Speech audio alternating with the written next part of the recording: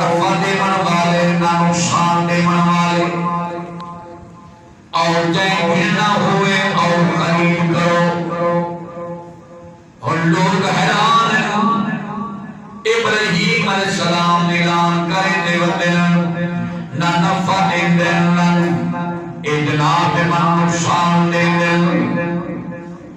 انہیں بھی کوئی خوبی بیان کرنا تو لوگ خرید کرنا حتیٰ کہ ابراہیم علیہ السلام انہاں کو گندیاں نالیاں دے وچوں گزرے دن گندیاں نالیاں چوں جان دے گزرے دن جنن ہین بت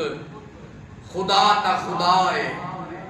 رب تا او رب ہے جڑا آپ بھی پا کے خدا نام بھی پا کے اور وہ سونے رب دا نام جڑی شاید آونے وہ شاید بھی پاک تھی رب دا نام جڑی شاید آونے وہ شاید بھی پاک تھی اور دیکھو اے اللہ دا گھر ہے اے کہنا گھر ہے بولو کہنا گھر ہے اللہ دا گھر اور اے بڑھیا ہوتا اے بھی تے عام مکانہ دی طرح ہے عام مکانہ دی طرح ہے آپ بلڈنگاں دی بڑھنے کوٹھے مکان اوے بڑھیا ہوئے پر ایندے ہوتے نا آگے اللہ دا کہنا نا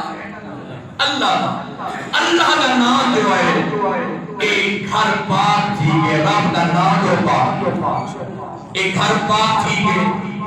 کیا اپنے گھرہ جو تسا جدیاں لہا کے میں دے اپنے گھرہ انہیں ادب احترام دے نال باندھے نہیں باندھے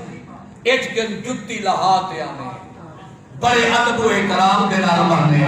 وجہ کیا ہے اے اللہ کا گھر ہے اور یہ گھر جو اتنا آگے رب دا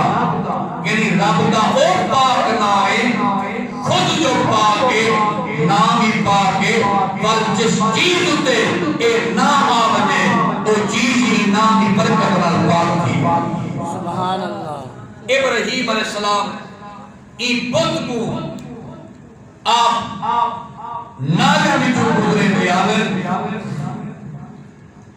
ایمان والو آپ دے چاچے نے اٹھا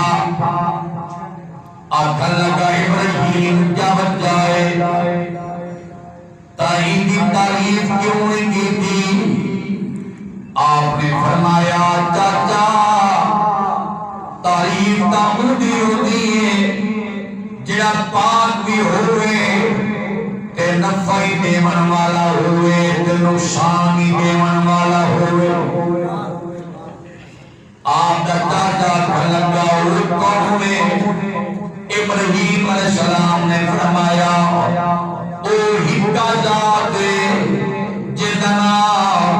رب العالمین جدنا خالق کائنات جدنا خالق کائنات جدنا رب الارباب او ذات جڑی ظاہر تمہیں واقف ہے باطن تمہیں واقف ہے اور او رب